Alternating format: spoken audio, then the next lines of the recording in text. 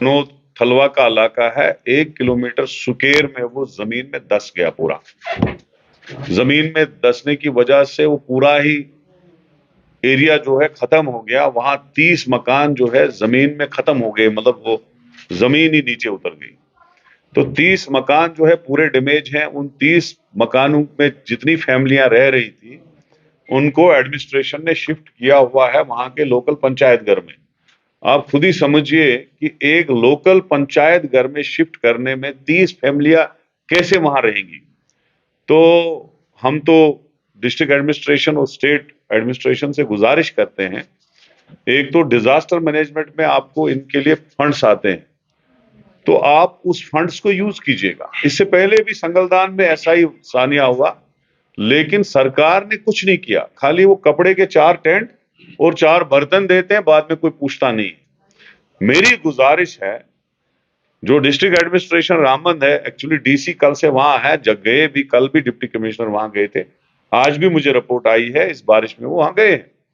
लेकिन district administration state administration से request करके एक तो उनको किसी दूसरी जगह शिफ्ट करें। एक पंचायत घर में 30 फैमिलियां कैसे रहेंगी, किसी दूसरी जगह शिफ्ट करें अच्छी जगह पे।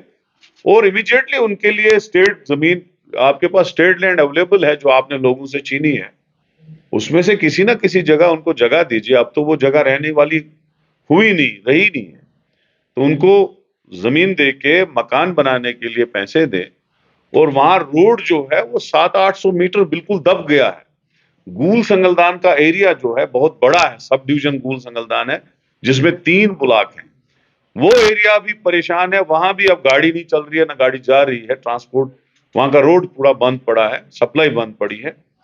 तो मेरी गुजारिश है सरकार से, एलजी एडमिनिस्ट्रेशन से, डिस्ट्रिक्ट एडमिनिस्ट्रेशन से, एक तो इमीडिएटली वो रोड रेस्टोर किया जाए। जो 30 फैमिली आपने पंचायत घर में रखी हैं उनको किसी अच्छी जगह शिफ्ट करो ताकि उनको 2-2 4-4 कमरे मिले रहने के लिए। और इमीडिएटली उनकी जमीन का अरेंज किया जाए, उनकी रिहेबिलिटेशन का अरेंज किया जाए। आपका जो कपड़े का टेंट होता है उससे कुछ नहीं बनता है, आप जो बर्तन 4 देते हो उससे कुछ नहीं बनता है, आप जो काला कम्बल देते हो उससे कुछ नहीं बनता है। एक आदमी का करोड़ों का घर खत्म हो जाता है और आप 4 चीजें हाथ में थमा के खत्म। तो मैं यही कहूंगा कि इमीडिएटली उनकी रिहेबिलिटेशन का जो है सिस्टम वो किया जाए। अभी पार्लियामेंट इलेक्शन शुरू नहीं हुआ था, आप मेरी प्रेस कॉन्फ्रेंसेस देखेंगे, मैंने यहां श्रीनगर के ऑफिस में भी दी थी, जम्मू में भी दी थी, प्रेस से बात की थी। मैंने कहा था कि इंडिया अलायंस 6 की 6 सीटें जीतेंगी। और जो ही जब रिजल्ट निकलेगा, जून में निकलेगा, 2 जून की 4 जून को निकलेगा, उस वक्त आप दोबारा कैमरा लेके आ जाइएगा और हमें मुबारक दे दीजिएगा कि जम्मू की 2 सीटें भी इंडिया अलायंस ने जीती, कांग्रेस ने जीती। कश्मीर की जो 3 है वो भी इंशाल्लाह, क्योंकि यहां पर हम एनसी को सपोर्ट करते हैं, नेशनल कॉन्फ्रेंस जीतेगी।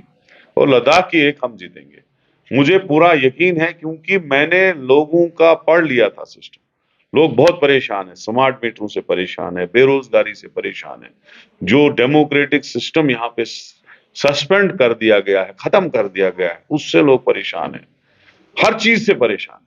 लोग अंदर से बहुत दुखी है, मुलाजिम दुखी है, पढ़े लिखे नौजवान दुखी है। हमारी बहनें जो पढ़ी लिखी है, जिन्होंने एमएड बीएड किया है, 2012 में टीचर पोस्ट निकली है, आज तब से 12 साल हो गए। अगर किसी 30 साल की उम्र में किसी ने उस वक्त एमएड किया हो, बीएड किया हो, आज वो 42 साल की लड़की होगी, ओवरेज होगी, उसका उसका जो वो डिग्री है वो डस्टबिन में चली गई।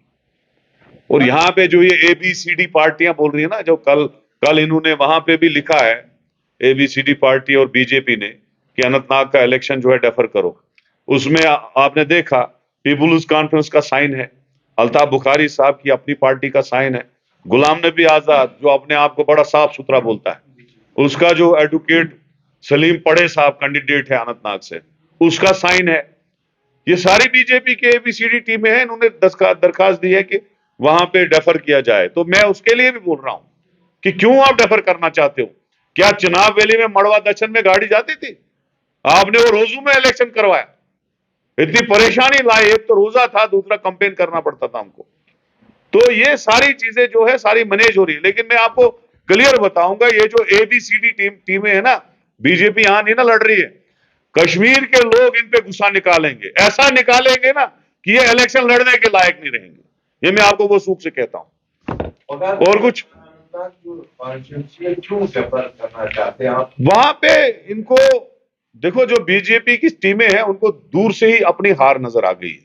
वो अब कोई नई स्ट्रेटजी और पॉलिसी बना रहे हैं, लेकिन पॉलिसियां क्या करेंगे? अभी जम्मू में देखो, बीजेपी ने मुस्लिम एरिया काट के कश्मीर में डाला, जम्मू को फुली हिंदू डोमिनेटेड कॉन्स्टिट्यूंसी बनाई, 85% से 90% हिंदू डोमिनेटेड कॉन्स्टिट्यूंसी बना दी, लेकिन फिर भी हार गए। जब लोग खिलाफ होते हैं फिर कोई नहीं बचाता है।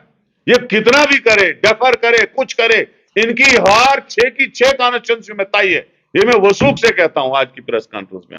देखो, वो इलेक्शन कमीशन को सोचना था, कब है कब नहीं है, ये चीजें हमें सोचनी पड़ती है पहले ही। अब आप एप्लीकेशन दोगे बहाना बना के, ऐसा कुछ नहीं होता है। नोमेड्स आए, वो वोट डालते हैं, वहां भी डालते हैं, यहां भी डालते हैं, जहां उनका वोट होगा वहां डालेंगे। अगर रूला साहब 3 बार असेंबली लड़े हैं, 3 बार जीते हैं, हाउस में मेरे साथ रहे हैं, मेरे साथी रहे हैं, मिनिस्ट्री में मेरे साथ रहे हैं, मुझे तो नहीं लगता ऐसा कुछ है। ये इशू बनाने वाली बात है। अभी तो इलेक्शन लड़ रहे हैं और इंशाल्लाह जीत भी जाएंगे।